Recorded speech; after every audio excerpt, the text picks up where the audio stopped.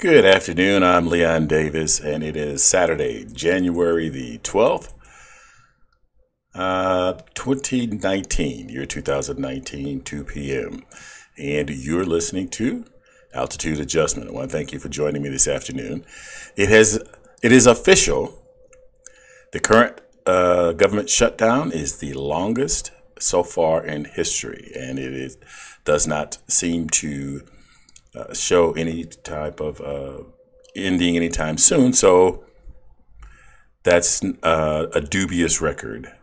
And I want to talk a little bit about government shutdowns, and that's coming up right now. Welcome to Altitude Adjustment.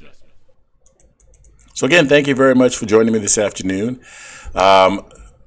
So a little background, a little history. The Constitution lists the power to lay and collect taxes and the power to borrow as powers of Congress. Further, it provides that funds may be drawn from the Treasury only pursuant to appropriations made by law. The Constitution does not state how these legislative powers are to be exercised, nor does it expressly provide for the president to have a role in the management of the nation's finances. During the nation's early years, the House and Senate devised procedures for the enactment of spending and revenue legislation. The process implemented during the 19th and early 20th century led to highly fragmented legislative actions. As long as the federal government was small and its spending and revenues were stable, a more complex budget system was not considered necessary.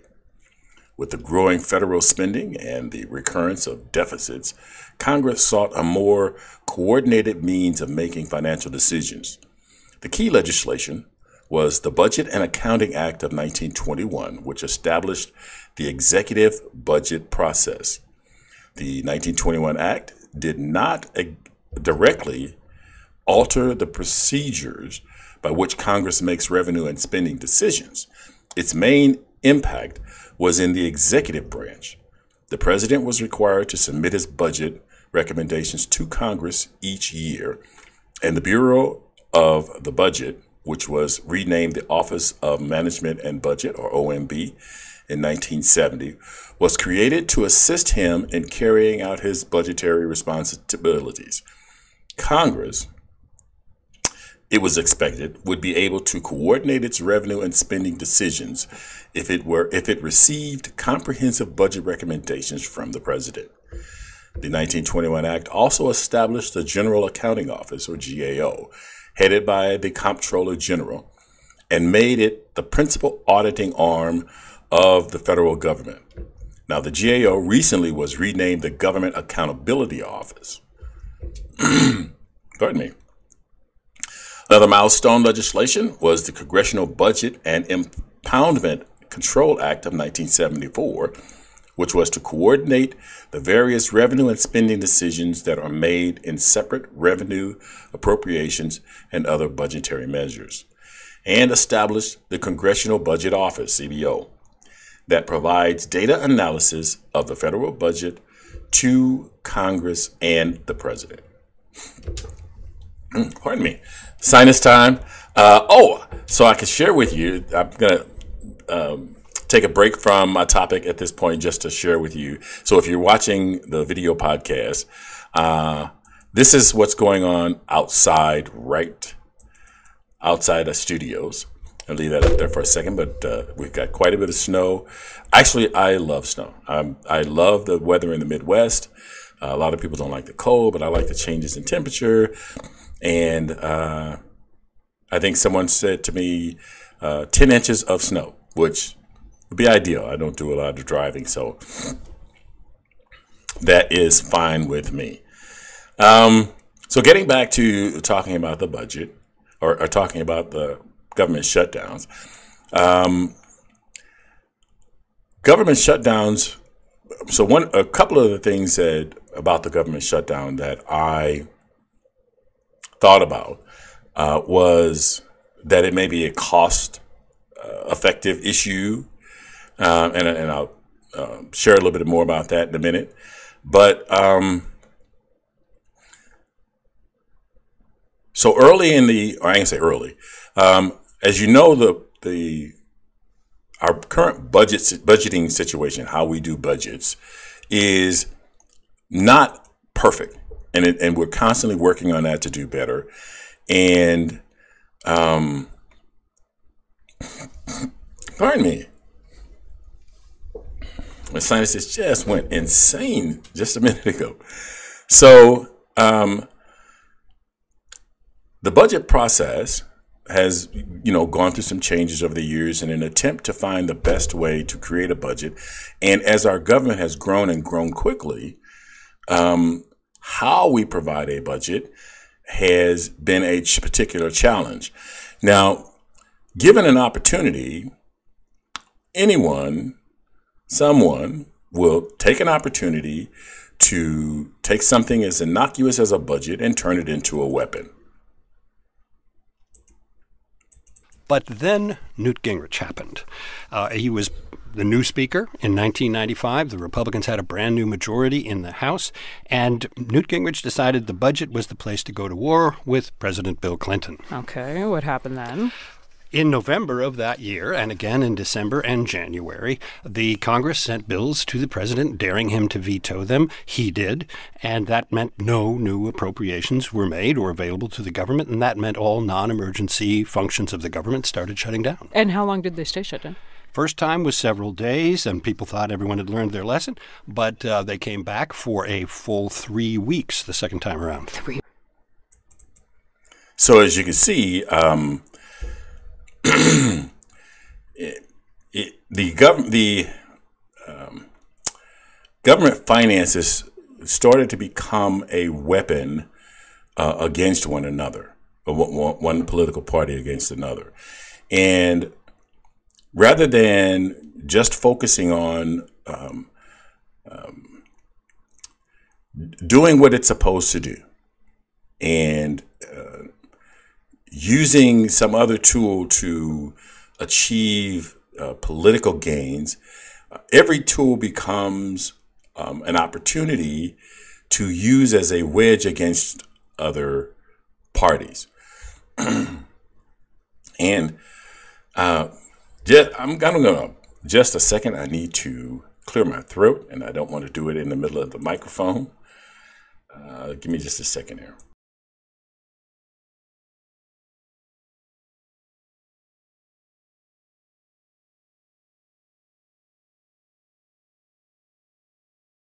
All right, a little better. So now that's the first opportunity I've had to do that. So I'll create a better procedure in the future. One of the and so I'll make note again in this particular podcast, because of the setup that I have. There's going to be a lot of light reflecting into the glasses, so that may be a little bit of a distraction. And I'm working on getting some contacts. I've worn contacts before, so that it will be less of a distraction. So hopefully that will happen in the future. But anyway, making sure that the budgeting process is used in an attempt to better do the business of the government and make governing easier. It has become a tool or a weapon against one another. Now, I did a little research, and one of the items that I found under Ronald Reagan, which the conservatives, so there was a list of, let me first say, the clip that I just played was from an article on NPR, and I've listed in the if you get to the comment section of the podcast, there's a link to that particular article so that you can listen to the full. It was just a 5-minute audio clip, and there was an article attached to it, so you can follow that when you get a chance. But I also wanted to mention that there was I looked up on CNN. It was following the number of shutdowns that we have had, and I think the earliest was in the 80s. This was all because of, I'm going to say all because of, but happened because of some changes that were made in the 70s to the budgeting process, which is where we, wait a minute, which is where we're some of the things that we're currently dealing with in this current budgeting situation. So they broke down the number of, CNN broke down the number of federal shutdowns since 1976. And Gerald Ford had 1. Jimmy Carter, there were 5 shutdowns. Under Ronald Reagan, there was 8 shutdowns. Under Reagan, it was 1 under Barack Obama, 2 under Bill Clinton, and 1 under H.W. Bush. So my concern is that how do you do the nation's business when you use the nation's business to further a political agenda? So one of the ideas behind democracy is that it's majority rule, that the prevailing idea is the idea that is usually implemented and moves forward. Now,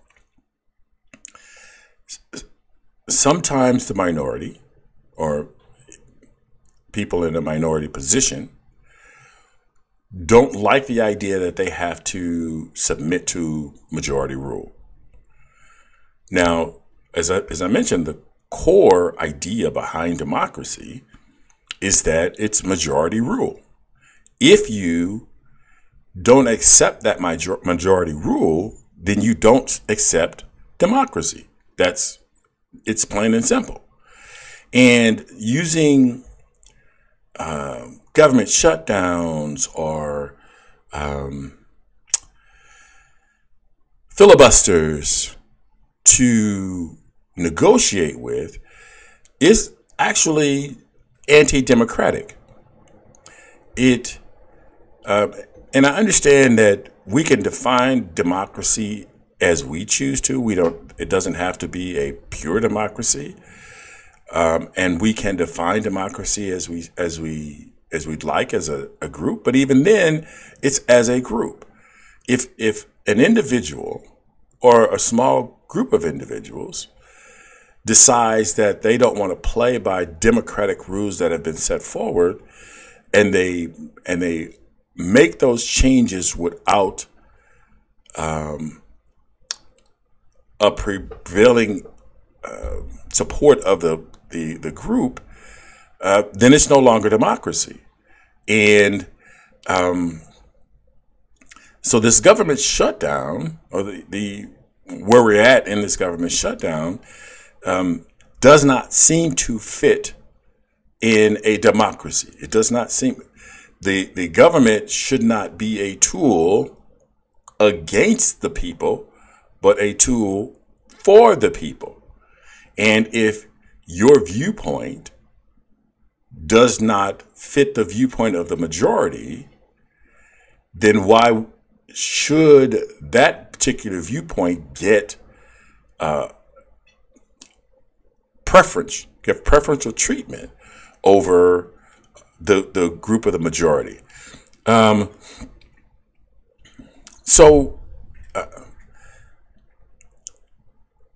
There are a lot of, so that's significant to me.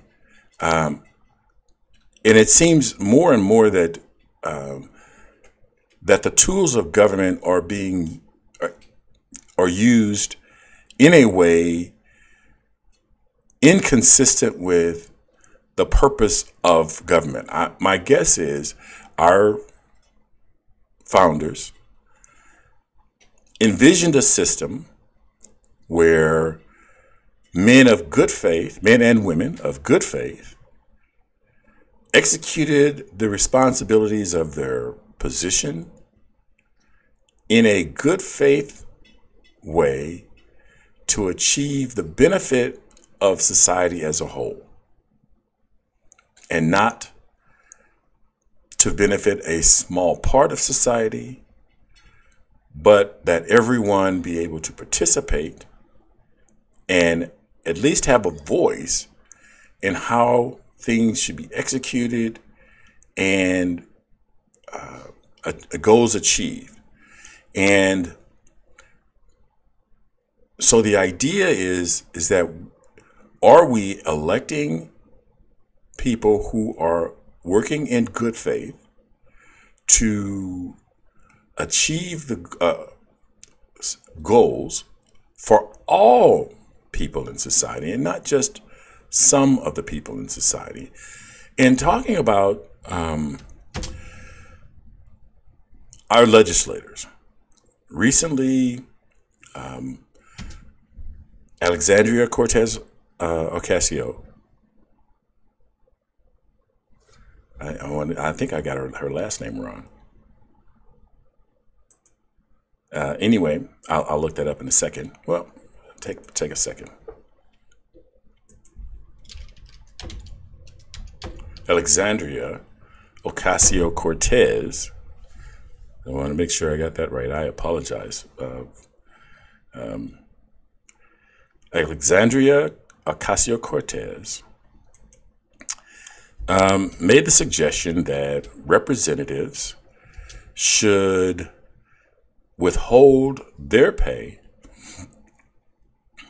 until the shutdown is over, to show solidarity or to show that they are affected in the same way by the laws or by the behavior of Congress that all of the other citizens are.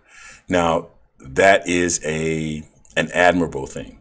It is, without a doubt, the way most of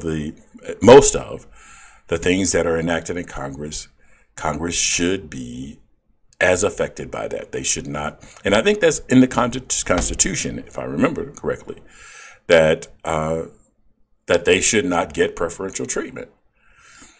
The difficulty with doing that for this shutdown is that the salary then becomes a part of the negotiating process. So the shutdown was initiated with the intent to inflict pain. The intent was to cause enough pain that the initiator would then get concessions or compromise in the negotiating process. If lawmakers have withheld their salaries, then while they do show solidarity with federal workers that have lost pay, it works to the benefit of the initiator of the shutdown and allows that to give additional leverage, which is what was intended. So one of the things that I have learned or was told in life was, if a man only has a hammer, then everything looks like a nail. Simply meaning, if they only have one negotiating skill, if they have only one skill, then they can only apply that skill with everything that they do. If in a negotiating process you can only negotiate from strength, I dare say you are not a strong negotiator. A negotiator has to be able to negotiate from strength and from weakness. Now, I'm not saying that, and I don't want to pick on the president and say he's the only one in this situation that is a weak negotiator. There are two sides in this negotiation, and it appears both sides are negotiating with a hammer. That does not mean that you knuckle under on the government shutdown, that just means there has to be more than one way to achieve Zen, achieve a better result. And in this situation, it just seems it's all hammer. Everyone's slamming each other. Everyone's pounding at each other. And the people that are suffering the most is the country. And how we look at negotiating in the future. As I talked on my podcast, Role Models, is those people in power are setting examples for the future. So you'll hear a lot of talk about precedent. Well, this is a part of precedent. If we've done this before, then someone can look back and say, the country survived a month-long government shutdown. The country survived a 3-month-long shutdown. So it's not inconceivable that we can push that longer as a negotiating tactic. So this sets bad precedent, and it can down the road become even more painful for the country. And one of the things that I had mentioned earlier was that there may be a cost issue associated with it. And in that very same clip that I played for you earlier, this was available. The frictional costs of these shutdowns are actually quite substantial, tens of millions of dollars at least. And as a result, they actually lose money. Do they actually accomplish anything? It's hard to see how they accomplish anything in terms of the efficiency or effectiveness of the government itself. But they do have the effect of energizing and emphasizing the differences between the political parties and the factions within the parties. Sure. They can be highly stimulating for donors and activists. So the government, which is managing a very large budget, loses money on these types of adventures, I'd like to call it, because there's startup costs. I mean, once the workers come back to work, there's all of that work that has to be caught up in order to properly manage government services. And one of the articles, and I think if you look at the scroller at the bottom here on NPR, there was also talk of people being evicted because some HUD contracts had expired, and they, because of the shutdown. And so people are going to be evicted. Not only is there the cost of people losing wages and having to reorganize their lives because of a lost paycheck. So one of the things that I want to put out there as a possible option of ending the shutdown is rather than a wall. We understand some of the financial costs of it and some of the shortcomings of it. What about rather than than billions of dollars for a wall? How about we manage our borders with drones? They can be fitted with spotlights. They can be fitted with PA systems. They can cover large amounts of ground in a very short time. They can be fitted with software to recognize people in open spaces or even in wooded areas. And so let's assume it takes 3 people to manage a drone, 5. But a few people to manage a drone. By having the drone, we can survey the area. When you spot people coming towards the border, you can direct them to legal entry points so that they know where they can legally come into the country.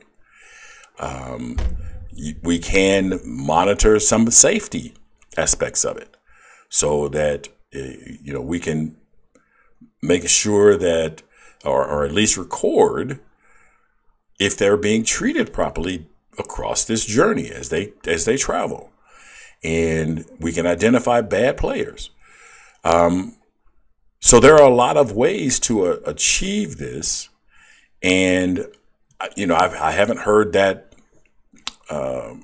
idea presented. That doesn't mean it hasn't been. It just means I'd like to throw that out there, and hopefully that can be a part of getting things back in order.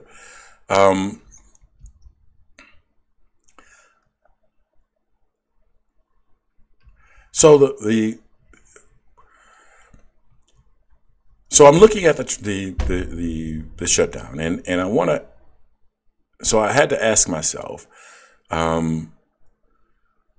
let's assume that there is I don't see the things that the president sees as far as the crisis that he says exists, and I may not be have access to information that I'm definitely not going to have access to information he's going to have. But as I've seen the information presented, I don't see I don't see it in the same way he sees it and those people surrounding him see it.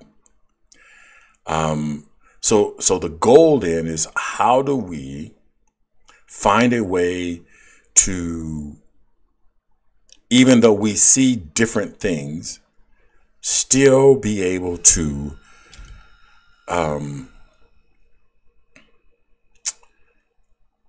make each other comfortable with a solution that will give both parties or all parties involved a level of confidence that it can be achieved and done well. And that has to start without the name calling. It has to start without accusations, and it has to start with accepting that all parties have a part in putting forth ideas that are going to work for all of us, and then accepting the premise of democracy. If we're going to live in a democracy, then let's act like a democracy, which means not trying to hold hostage those things that make democracy work if you're not in the majority. And hopefully we can get that done. I'm going to close up with that today, and I do the podcast live, and I've said that last week, and I want to remind you again this week that you can participate in the discussion and you can join me. And there are several ways to do that. One is if you go to the live website on YouTube. I stream live on YouTube.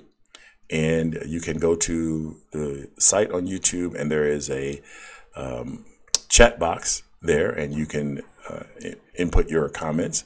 If you prefer to use audio, or if you'd like to call in, you can make connections with me on Skype at thelionsden.stl@gmail.com, on Google Plus at Google Hangouts. Google Hangouts, Google Plus to Google Hangouts, thelionsden.stl@gmail.com. Thank you so very much for joining me today. It has been a great opportunity to bring this show to you. I'll be back again next week, Saturday at 2 p.m. Now, the video podcast is available on YouTube, as I mentioned. You just do a YouTube search for Lions Den STL. Now, the audio podcast is available on Stitcher.com, Anchor.fm, the iTunes Store, and the Google Play Music Store. Please consider supporting this podcast by visiting the anchor.fm/altitude-adjustment2. The internet is powered by your likes, shares, and comments, which is another way to support the podcast. So please like, share, and comment on this and other episodes because it matters. As always, be cool, be calm, and above all, be careful. Look out for the other guy because they may not be looking out for you.